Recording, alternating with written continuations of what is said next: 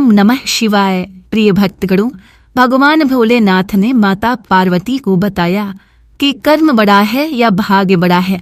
आइए इस कथा के माध्यम से जानते हैं। प्राचीन काल की बात है। महाभारत और रामायण के पावन युगों के पश्चात भी भारत भूमि में धर्म और आध्यात्म की धारा सतत प्रवाहित थी।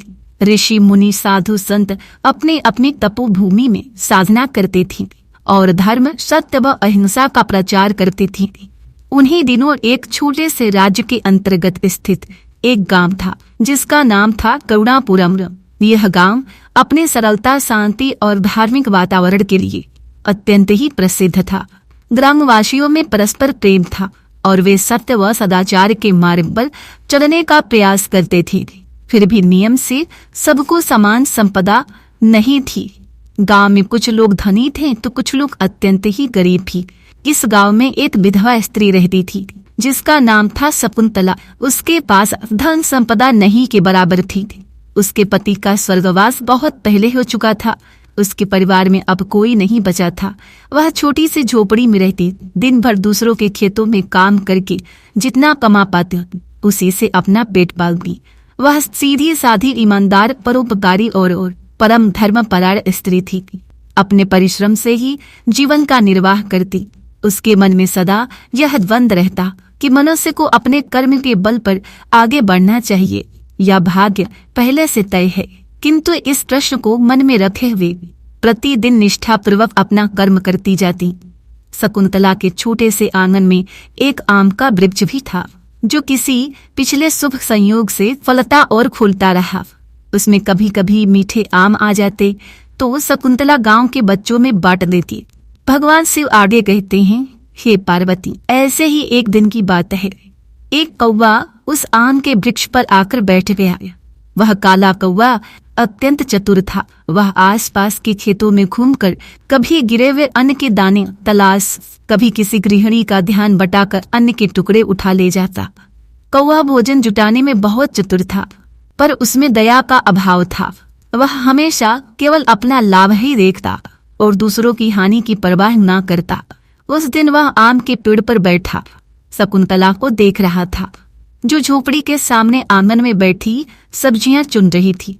कौवे ने सोचा, यह स्त्री भले ही गरीब दिखती हो, पर इसके आंगन में आम का पेड़ है। हो न हो आज मुझे और कुछ खाने के लिए मिल जाए।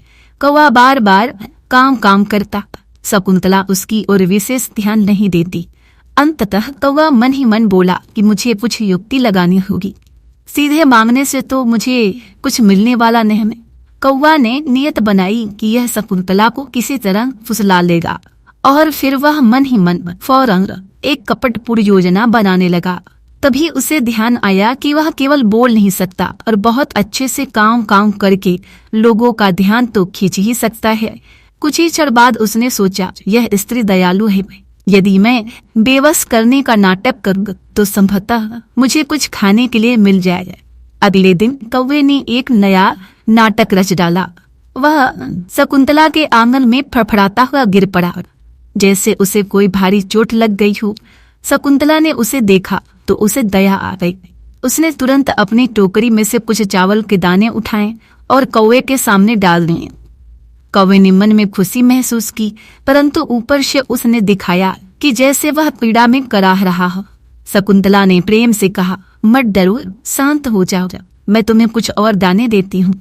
कौवे ने थोड़ा खाया और उड़ जाने का उपक्रम करने लगा, पर इस बार उसने उड़ने का बहाना भी ऐसा किया कि जैसे कभी पूरी तरह स्वस्थ ना हो।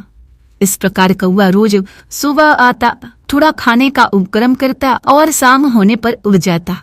शकुंतला को लगा कि शायद कौवा कमजोर है, इसलिए वह प्रतिदिन कुछ न कुछ भोजन उसके लिए रख देती। कौवे को अपना छल सफल होता दिखा। उसी गांव में एक बूढ़ी गाय भी थी जो किसी समय एक धनी कृषक के पास थी। वह किसान अब इस गाय को चारा खिलाने में स्वयं को असमर्थ मानता था, क्योंकि गाय दूध देना बंद कर चुकी थी। वृद्धावस्था में गाय से अब कोई व्यापारिक लाभ नहीं मिल पा रहा था, तो किसान ने उसे लगभग त्याग ही दिया। गाय पूरे गांव में इधर उधर भटकती रही, कूड़ा कटकर में बचा खुचा जो भोजन टूटती रही और आसपास तालाब के पास घास चरती। उसकी हालत भी दयनीय हो चुकी थी। लोगों ने ध्यान देना बंद कर दिया था, जैसे बूढ़े पशु का कोई उपयोग ही ना रह गया हो। एक दिन वही वृद्ध गाय शकुंतला के झोपड़ी के पास से गुजरी। शकुंतला ने उसे ध्यान से देखा। गाय दुबली पतली और थकी हारी थी। उसके शरीर पर जगह जगह मक्खियां भिन भिना रही थीं। भगवान शिव जी ने आगे माता पार्वती से कहा, हे प्रिय। शकुंतला ने जाकर उसे सहलाया और गाय ने भी उसकी ओर कातर नजरों में देखा। शकुंतला ने बड़े दुलार से कहा, ओ तू भी बड़ी ही दीन दशा में है। मेरे पास तो देने को अधिक कुछ नहीं, पर थोड़ी सी सूखी घास और पानी तो मैं तुझे दे ही सकती हूँ। यह कहकर शकुंतला ने अपनी झोपड़ी के पिछवाड़े में उगी घास के तिनके और एक बाल्टी में पानी लाकर गाय के सामने रख दिया। गाय ने तृप्त होकर सब चबा दिया और पानी पीकर अपनी दृष्टि से जैसे आभार जताती रही। अगले दिन गाय रोज शकुंतला के द्वार पर आ जाते। शकुंतला उसे चारा पानी दे देती। उसके मन में गाय के प्रति दया भी थी। गाय भी निस्वार्थ भाव से सिर हिलाती, जैसे उसे आशीर्वाद देना चाहती हो। शकुंतला यह सब देखकर प्रसन्न होती। उसे लगता कि चाहे वह गरीब हो, फिर भी किसी जीव को भोजन कराने का पुण्य मिल रहा है। गाय की बाड़ी में छल कपट या स्वार्थ का कोई अंश नहीं था। वह जीव मात्र को सुख देने का प्रतीक थी। इस प्रकार गौ और शकुंतला का एक कोमल बंधन तैयार हो गया। दिन यूं ही गुजर रहे थे। शकुंतला ने अपने जीवन में कई दुख झेले थे, फिर भी वह प्रभु भक्ति अपने कर्म में लगी रहती। उसके मन में बार बार एक प्रश्न उमड़ता, क्या मेरा भाग्य पहले से ही निर्धारित है या मैं उसे अपने सत्कर्म से बदल सकती हूँ। जब वह कौवे को भोजन देती तो सोचती कि मैं गरीब हूँ, फिर भी दूसरे प्राणियों के प्रति मदद का भाव रखती हूँ। यह मेरे कर्म है, क्या इससे मेरा भाग्य भी सुधरेगा। जब वह बूढ़ी गाय को दाना पानी देती तब भी यही विचार उमड़ता कि कभी किस्मत साथ देगी तो अपनी भी कोई छोटी सी जमीन होगी और इसी गाय से मुझे दूध मिलेगा, पर अभी तो मेरे पास कुछ भी नहीं। कभी कभी मन के कोने में निराशा भी घर कर लेती कि इतना परोपकार करने के बावजूद भी मेरा जीवन कष्टों से भरा है। क्या भाग्य सचमुच पहले से तय है जिस पर मेरा कोई वश नहीं। फिर तुरंत ही वह उस विचार को झटक देती, नहीं, मुझे शिकायत नहीं करनी चाहिए। कर्म करने से ही जीवन का सार है। हे पार्वती, करुणापुरम वृक्ष, सरोवर और प्रकृति सुंदरता से परिपूर्ण थी। उसी करुणापुरम के पास एक वन में एक तपस्वी ऋषि रहा करते थे। ऋषि भृगु वे शांत, धीर, गंभीर और बहुत बड़े ज्ञानी थे। साधना में उनकी सिद्धि प्रबल थी। लोगों को उनके दर्शन कभी कभार ही मिलते थे जब वे किसी आध्यात्मिक प्रयोजन से गांव आया करते। एक दिन ऋषि भृगु गांव में पधारे। गांववासियों ने देखा तो उनके चरणों में प्रणाम करने के लिए उमड़ पड़े। सब लोग चावल, फल, फूल इत्यादि अर्पित करने लगे। ऋषि ने सबको प्रेम पूर्वक आशीर्वाद दिया। वे गांव की धर्मशाला में कुछ समय ठहर गए। कुछ लोग अपने सुख दुख की कथा सुनाने लगे और अपने परामर्श लेने लगे। शकुंतला ने भी सोचा कि वह ऋषि के दर्शन करे और अपनी जिज्ञासा, क्या कर्म बड़ा है या भाग्य, उसका उत्तर प्राप्त करे। वह भी धर्मशाला में पहुंची। जब उसकी बारी आई तो वह हाथ जोड़कर विनम्रता पूर्वक बोली, हे ऋषिवर, मैं एक निर्धन विधवा स्त्री हूँ। मेरे जीवन में अनेक कष्ट आए हैं, फिर भी मैं ईश्वर में आस्था रखती हूँ, सत्कर्म करती हूँ। मेरे मन में यह प्रश्न सता रहा है कि क्या कर्म हमारी किस्मत बदल सकता है? क्या भाग्य में जो लिखा है वही होना अनिवार्य है? ऋषि जीवु ने उसकी सरलता देख समझ लिया कि यह स्त्री सच्चे मन से प्रश्न कर रही है। वे बोली, हे पुत्री, सत्य की प्राप्ति के लिए कभी कभी परीक्षा से गुजरना पड़ता है। हर प्रश्न का उत्तर सीधे सीधे नहीं दिया जा सकता। भविष्य में ऐसा कुछ होने वाला है जिससे तुम्हारे प्रश्न का उत्तर तुम स्वयं अनुभव करोगी। तुम्हें बस सत्य और धर्म के मार्ग पर डटे रहना होगा। जब तुम्हारी परीक्षा होगी तभी पूर्ण ज्ञान मिलेगा। शकुंतला को यह उत्तर आधा अधूरा लगा, किंतु ऋषि से भी प्रश्न करने का उसका साहस न हुआ। उसने माथा टेका और वापस आ गई।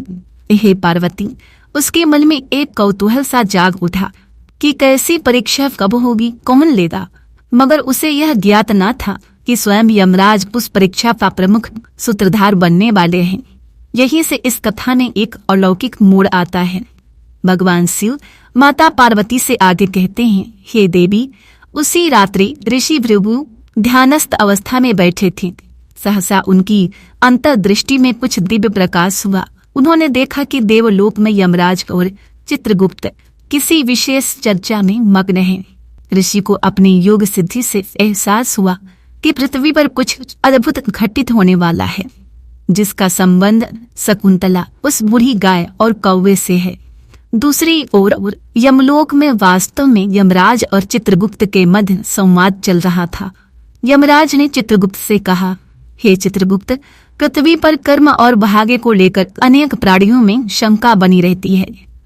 हमें यह देखना चाहिए कि मनुष्य सत्य को पहचान पाता है या नहीं। मुझे सूचना मिली है कि करुणापुरम गांव में एक स्त्री शकुंतला का जीवन कर्मशील है, पर भाग्य उसका साथ नहीं दे रहा। वहीं पर एक वृद्ध गाय और एक कपटी कौवा भी उसकी दिनचर्या में शामिल है। इन तीनों के कर्म, स्वभाव और परिणामों का अवलोकन करके हमें एक महत्वपूर्ण निर्णायक संदेश देना होगा। जाओ, उस विषय का लेखा जोखा तैयार करो। चित्रगुप्त ने आज्ञा मांगते हुए कहा, हे यमदेव, मैं जाकर उनके कर्मों की सूची देखता हूँ। समय आने पर हमें स्वयं पृथ्वी पर जाना होगा ताकि सत्य की परीक्षा पूर्ण हो सके। यमराज ने स्वीकृति में सिर हिलाया और सभा समाप्त हुई। परमात्मा की लीला ऐसे थी कि उसी क्षण से सब घटनाएं एक योजनाबद्ध तरीके से आगे बढ़ने लगी। हे पार्वती, कुछ दिन बीते। कौवा शकुंतला के यहाँ नित्य आता, थोड़ा भोजन खाता, छल पूर्वक बेवश बनता और धीरे धीरे उसने देखा कि शकुंतला गाय को भी घास पानी देती है। उसने मन में विचार किया, यह स्त्री मुझसे ज्यादा गाय को महत्व देने लगी है। गाय का तो कोई लाभ नहीं, फिर भी इसका आदर और प्रेम पा रही है। मैं भी यहाँ प्रतिदिन आता हूँ, फिर भी मुझे केवल 2-4 दाने ही मिलते हैं। इस गाय का नाश कर दूं तो शायद कुछ लाभ हो। तो कौवा मन में क्रूरता लिए नई योजना बनाने लगा। उसे यह ज्ञात था कि गाय बूढ़ी है, ज्यादा तेज भाग नहीं सकती। अगर वह किसी तरह से घायल कर दे तो हो सकता है शकुंतला के लिए भार बन जाए और शकुंतला भी उसे त्याग ले। ऐसा विचार कर उसने एक सुबह गाय की पीठ पर चोट मार दी ताकि उसे घाव हो जाए। गाय दर्द से बिलबिला उठी। शांता ने देखा तो दौड़कर आई। उसने देखा गाय के शरीर से रक्त की बूंद छलक रही है। साथ ही उसने कौवे को उड़कर पेड़ पर जाते देखा। उसकी चोंच में खून लगा था। शकुंतला को समझते देर न लगी कि कौवे ने गाय को चोट पहुंचाई है। उसे बहुत ही क्रोध आया। उसने कौवे को डांटा, अरे धूर्त पक्षी, तूने यह क्या किया? तो मेरे घर से भोजन पाता है, फिर भी इस निसहाय गाय पर प्रहार करता है। धिक्कार है। कौवे ने अनसुना कर दिया। वह ऊंचाई पर बैठकर काम करने लगा, मानो हंसी उड़ा रहा हो। शकुंतला ने दुखी मन से गाय की मरहम पट्टी की। उसके घाव को गंगाजल और हल्दी से साफ किया। गौ माता के प्रति उसका प्रेम और बढ़ गया। वही कौवे के प्रति उसके हृदय में खिन्नता भर गई। पर शकुंतला ने उसको दाना देना बंद नहीं किया। वह सोचती, यह भी एक प्राणी है, भूखा न रहे। मगर इसका यह अर्थ नहीं कि वह अहित करता रहे। दिन गुजरते रहे। शकुंतला ने एक अद्भुत स्वप्न देखा। उसने देखा कि उसकी झोपड़ी के पास एक दिव्य प्रकाश हुआ। उसमें से कोई पुकार रहा है कि हे शकुंतला, अब तुम्हारे सत्कर्म और सत्य पालन का फल अब मिलने वाला है। शकुंतला निद्रा से जाग गई तो उसे लगा जैसे कोई ईश्वरीय संकेत था। उसी दिन प्रातः उसने देखा कि गांव के सरपंच के घर पर कोई मांगलिक उत्सव है और बड़े पैमाने पर प्रसाद का वितरण होगा। सरपंच ने अनायास शकुंतला को बुलाया और कहा कि बहन, माता के मंदिर के लिए हमें कुछ सामग्री जुटाना है। तुम हमारे खेत पर काम करने आओगी तो मैं तुम्हें अच्छे मजदूरी के साथ कुछ अन्न धन भी दूंगा। यह सुनकर शकुंतला को लगा कि शायद उसकी मेहनत और सत्कर्म की बदौलत कुछ अच्छा होने जा रहा है। वह बड़े उत्साह के साथ खेत में काम करने लगी। 2 सप्ताह बाद उसे सरपंच ने मेहनताना दिया, कुछ गेहूं के बोरे, मुट्ठी भर सिक्के। शकुंतला अत्यंत आभारी हुई और बोली, आपकी कृपा है, मैं इससे अपना भविष्य थोड़ा संवार लूंगी। सरपंच ने कहा, तू परिश्रमी है शकुंतला, सदा ऐसे ही कर्म करती रहे, भगवान तेरा भला करेंगे। शकुंतला के मन को इस घटना से बड़ा ही सुकून मिला। उसे लगा शायद उसकी किस्मत का पहिया घूम रहा है। अब वह और मन लगाकर काम करने लगी। उसने अपने झोपड़ी के पास की जमीन को साफ करके उस पर सब्जियां उगाने की योजना बनाई ताकि अपनी कमाई बढ़ा सके। भगवान शिव आगे कहते ही, हे पार्वती, एक दिन गांव में फिर से ऋषि भृगु पधारे हरे। शकुंतला ने देखा तो उसके पास गई और अपने हालचाल सुनाए कि हे ऋषिवर, मैंने आपकी आज्ञा अनुसार कर्म नहीं छोड़ा। अब मुझे थोड़ा अच्छा भी लग रहा है। कुछ दिनों से मुझे सहायता मिल रही है, मजदूरी अच्छी मिल रही है। हो सकता है मेरा भाग्य अब खुल रहा है। ऋषि ने मुस्कुराकर आशीर्वाद दिया और धीरे से कहा, विपत्तियां कभी भी दस्तक दे सकती हैं, पर याद रहे सत्य के मार्ग से विचलित मत होना। एक परीक्षा अभी शेष है, तुम्हें सावधान रहना होगा, विशेषतः कौवे से। शकुंतला चकित हो गई कि ऋषि को कौवे का नाम कैसे पता। फिर उन्होंने गाय का भी जिक्र किया कि उसकी सेवा करते रहना, वह तुम्हारा भी कल्याण करेगी। शकुंतला ने हामी सिर हिलाया। कौवे के प्रति मन में थोड़ी आशंका जागी, पर वह ज्यादा कुछ पूछने से संकोच कर गई। उसी रात कौवा चुपचाप शकुंतला की झोपड़ी पर मड़राने लगा। उसने देखा कि अब शकुंतला के पास भोजन और अन्न के बोरे ज्यादा हैं। उसके मन में लालच जाग गया कि मैं केवल कुछ दाने क्यों दूं, क्यों न मैं इस स्त्री का पूरा भंडार ही नष्ट कर दूं ताकि वह फिर से मेरी ओर अधिक ध्यान दे। कौवे की बुद्धि विकृत होने लगी थी। वह समझ नहीं पा रहा था कि शकुंतला के पास अन्न नष्ट हो जाने से उसे खुद भी खाने को कम मिलेगा। दुर्भावना मनुष्य को ही नहीं, किसी भी जीव को सत्य पथ से हटा सकती है। अगले दिन कौवा फिर गाय की ओर लपका। इस बार उसने गाय की आंख के पास चोंच मारने का प्रयास किया, जिससे गाय गंभीर रूप से घायल हो जाती, पर गाय ने समय रहते अपना मुख हिला दिया, जिससे कौवा चूक गया। शकुंतला ने यह दृश्य देख लिया और कौवे को चिल्लाकर भगाया। वह समझ गई कि कौवा अब सीधे सीधे विष फैलाने पर उतारू है। उसने गाय को संभाला, पुचकारा और कौवे से क्रोध में भरी बोली, तेरा स्वभाव पूरा बिगड़ चुका है। हे काले कौवे, फिर भी मैं तुझे दाना पानी बंद नहीं करूंगी, पर यदि तूने दोबारा ऐसा किया तो तुझे दंड मिलेगा। कौवे ने कर्कश स्वर में काऊ काऊ की, मानो कह रहा हो कि वह कुछ भी करने से बाज नहीं आएगा। उस रात उसने नए षड्यंत्र की योजना बनाई। शकुंतला के आंगन में पड़े सूखे घास के ढेर में आग लगा दे कि उसे लगा कि जब आग लगेगी तो गाय डर के भाग जाएगी और जल जाएगी।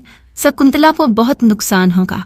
समय आ गया था जब यमराज और चित्रगुप्त पृथ्वी पर प्रकट होकर साक्षात देखना चाहते थे कि किसका कर्म क्या परिणाम लाता है।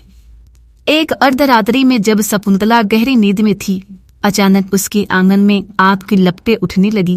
कौवे ने दूर से किसी जलती हुई मसाल का कोयला उठाकर गाय के ढेर पर फेंक दिया था। आग धधक उठी। गाय जोर जोर से रंभाने लगी। शकुंतला की नींद टूटी। उसने दरवाजा खोला तो देखा लपटें तेज हो रही थी। वही घबराकर दौड़ी और लकड़ी के डंडे से जलती हुई घास को किनारे करने लगी। पानी डालकर आग बुझाने का प्रयास करने लगी। गाय डर के मारे पीछे हट गई। इसी बीच कौवा अंधेरे में छिपकर सब कुछ देख रहा था। आज बढ़ती जा रही थी और अकेली शकुंतला के लिए आग बुझाना आसान नहीं थी। तभी उसे लगा कि कोई विशाल आकृति वहां उपस्थित है। उस आकृति की आंखों में तेज था, शरीर पर गहन नील वर्ण वस्त्र, सिर पर मुकुट और हाथ में दंड। वह कोई साधारण मनुष्य नहीं लग रहा था। शकुंतला को तुरंत समझ में आया, यह तो यमराज है। उसकी रोएं खड़े हुए। यमराज ने दंड उठाया। शकुंतला के चारों ओर एक दिव्य आभा मंडल बनाकर आग को रोक दिया। उसे क्षण चित्रगुप्त भी प्रकट हुए। उन्होंने अपने कर कमलों से जल की बूंदें छिड़का, जिससे आग शांत हो गई। आसपास का वातावरण अंधकारमय होते हुए भी दिव्य प्रकाश से भर उठा। शकुंतला ने हाथ जोड़कर प्रणाम किया। वह भय और विस्मय से मिले जुले भाव से कांप उठी। तभी यमराज ने कहा, डरो मत, आज हम तुम्हारे कर्म और सत्य की परीक्षा के साक्षी बनने आए हैं। तुमने घोर संकट के समय भी गाय को छोड़कर भागना उचित नहीं समझा, किंतु उसे बचाने का प्रयास किया। यही तुम्हारे सत्य और धर्म का प्रमाण है। शकुंतला ने थोड़ी हिम्मत जुटाकर कहा, हे देवी, मैं तो यही जानती हूँ कि गाय की रक्षा मेरा कर्तव्य है, उसके बिना मेरा भी जीवन अधूरा है। चित्रगुप्त ने अपने शास्त्र खोले और बोले, मैंने तुम्हारे पूर्व जन्मों के कर्मों का लेखा जोखा देखा है। शकुंतला, तुमने सदैव परोपकार किया है, लेकिन पिछली कुछ परिस्थितियों के कारण तुम्हारा जीवन इस जन्म में कष्ट में रहा। फिर भी तुमने धर्म का त्याग नहीं किया, इसीलिए तुम्हें इस जन्म में कुछ प्रतिकूल परिस्थितियों का सामना करना पड़ा। पर अब तुम्हारे सत्कर्म का प्रतिफल मिलने का समय आया है। शकुंतला ने उन्हें नमस्कार कर कहा, हे देवी, मैंने सदैव सोचा था कि शायद मेरा भाग्य ऐसा ही है, पर मैं कर्म से पीछे नहीं हटी। चित्रगुप्त ने मुस्कुराकर कहा, धन्य हो तुम। इस गाय के पूर्व जन्म के पुण्य भी फलीभूत हो रहे हैं, जिससे तुम्हारे संग इसका भी कल्याण जुड़ा है।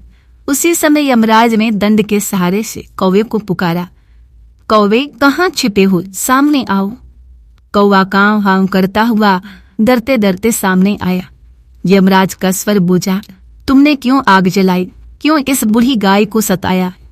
शकुंतला ने तुम्हारी भूख मिटाई, फिर भी तुमने कृतज्ञता नहीं दिखाई। कौवा कांपते हुए बोला, हे यमराज, मैंने लोभवश ऐसा किया, मुझे अपनी दुष्टता पर पश्चाताप है, पर अब क्या करूं? यमराज ने भीषण गर्जना की कि पश्चाताप तो बहुत दूर की बात कर रहे हो। दूसरों को सता कर स्वार्थ साधने की प्रवृत्ति से तुमने अपना भविष्य अंधकारमय कर लिया है। अब तुम्हें भी अपने कर्मों का फल भोगना होगा। हे देवी, आकाश में दिव्य प्रकाश और नाद बुझायमान हो गया। उसी क्षण भृगु ऋषि भी वहां प्रकट हुए, जैसे कि वे इस घड़ी के लिए पहले से सजग थे। वे यमराज और चित्रगुप्त को प्रणाम करके बोले, यह वही क्षण है जिसका संकेत आपने स्वप्न में मुझे दिया था। शकुंतला के मन में कर्म व भाग्य को लेकर जो प्रश्न था, उसका उत्तर आज प्रत्यक्ष मिल गया है। यमराज ने सहमति में सिर हिलाया, बोले, हे शकुंतला, भाग्य निसंदेह है, परंतु कर्म उसे परिवर्तित भी कर सकता है, और सत्य के मार्ग पर चलने वाले को चाहे देर से ही सही पर विजय अवश्य मिलती है। तभी शकुंतला ने हाथ जोड़कर कहा, हे देव, आपका अनुग्रह मुझे मिला, पर मुझे कहना है कि यह गाय मेरा परिवार है और मैं चाहती हूँ कि इसकी सेवा करूँगा, इसके जीवन को सुखमय बनाऊं। यमराज ने प्रसन्न होकर कहा, तुम्हारे इस ऊंचे विचार को मैं आशीर्वाद देता हूँ। कल प्रातः काल तुम्हें इस गाय के संबंध में एक शुभ समाचार मिलेगा, उसी से तुम्हारा जीवन यापन भी सुखमय होगा। शकुंतला ने कृतज्ञता व्यक्त की और ऋषि ने मधुर वाणी में कहा, शकुंतले, यही सत्य की परीक्षा थी। तुमने सिद्ध कर दिया कि सच्चा धर्म वही है जो प्राणी मात्र के लिए तैयार रखे। उसकी और कौवे ने भटक कर अनर्थ किया और अब उसे कर्म का फल भोगना पड़ेगा। यमराज ने कौवे की ओर कठोर दृष्टि डाली और कहा, कौवे, तुम्हारा दंड यही है कि तुम आज से अपने चतुराई के अभिमान से वंचित हो जाओगे। तुम अब जहां भी जाओगे लोग तुम्हें अपशगुन मानेंगे, तुम्हारे गांव को शुभ नहीं माना जाएगा। यदि फिर भी तुम मनुष्य को हानि पहुंचाओगे तो तुम्हारी आयु और सुख शांति कम हो जाएगी। यही तुम्हारे कर्मों की प्रतिफल है। कौवा कांप उठा। उसने पछताते हुए कहा, अब मैं आगे कभी ऐसा कार्य नहीं करूंगा, मुझे क्षमा कर दे। यमराज ने उत्तर दिया कि ईश्वर की कृपा अपार है, पश्चाताप यदि सच्चा है तो भविष्य बदल सकता है। तुम भी चाहो तो प्रायश्चित स्वरूप दूसरे प्राणियों की सहायता कर सकते हो, तभी तुम्हारा भविष्य सुधरेगा। अगले दिन प्रातः काल गांव के धनी किसान, जिसके पास अच्छी खासी जमीन थी, वे शकुंतला के घर आए। उन्होंने बताया कि हमें मालूम हुआ कि तुम्हारे पास एक बूढ़ी गाय है जो वास्तव में हमारी खोई हुई गाय है। यह वर्षों पहले घर से भटक गई थी, हमें इसकी तलाश थी। हमने इसकी वंशावली देखी, यह गौवंश बहुत ही पुण्यमय है हमें इसे वापस लेना चाहिए, पर यदि तुम सहमत हो तो हम तुम्हें इसकी देखभाल के लिए एक बड़ी राशि देंगे, साथ ही तुम्हारे लिए एक स्थायी काम का प्रबंध कर देंगे। गाय का स्वास्थ्य सुधारने के लिए हमें इसकी चिकित्सा करवानी होगी, लेकिन तुम भी इसके साथ रहो, इसकी सेवा करो। शकुंतला को आश्चर्य हुआ। उसे गाय से अलग होना गवारा न था, पर किसान ने स्पष्ट किया कि हम तुम्हें अलग नहीं कर रहे, बस चाहते हैं कि हमारे साथ चलकर तुम इसका ध्यान रखो। बदले में हम तुम्हें जमीन का एक टुकड़ा भी देंगे, जहां तुम खेती कर सकोगी और अपना जीवन सुधार सकोगी। भगवान शिव जी कहते हैं, हे पार्वती, शकुंतला को लगा कि यही यमराज का संकेत था कि तुम्हें गाय से ही जीवन यापन का सहारा मिलेगा। उसने प्रसन्नता से स्वीकार कर लिया। कुछ ही दिनों में शकुंतला गांव में उसी किसान के बड़े घर के निकट रहने लगी। गाय की सेवा के साथ साथ उसे नियमित भोजन, वस्त्र और खेती के लिए जमीन मिल गई। उसके भाग्य ने करवट हुई, लेकिन वह जानती थी यह सब उसके कर्मों का ही परिणाम है। समय बीतता गया। शकुंतला की स्थिति में तेजी से सुधार हुआ। उसके पास अब न सिर्फ खुद की खेती थी, बल्कि वह गाय के सहारे दूध, दही जैसे उत्पादन से भी जीविका कमाने लगी। गांव के लोग उसकी निष्ठा और मेहनत की सराहना करने लगे। वह उन सब की सहायता करती जो आवश्यकता में होते। उसका भाग्य अब खुल चुका था, पर उसने कभी अभिमान नहीं किया। उससे ऋषि भृगु के वरदान याद रहे कि परीक्षा के क्षण में सत्य से डिगना नहीं चाहिए।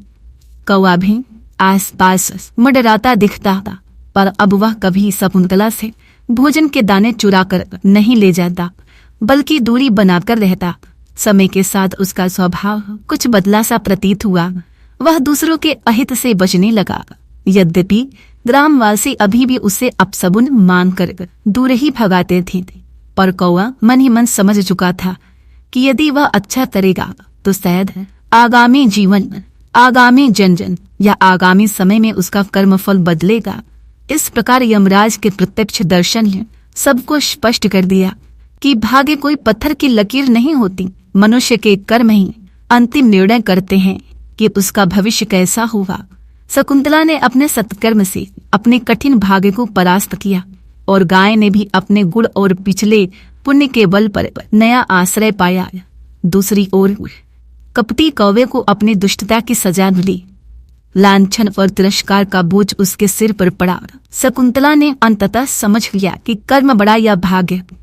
भगवान शिव जी पार्वती जी से कहते हैं, हे देवी, इसका सही उत्तर यही है कि निसंदेह कर्म ही भाग्य को आकार देता है।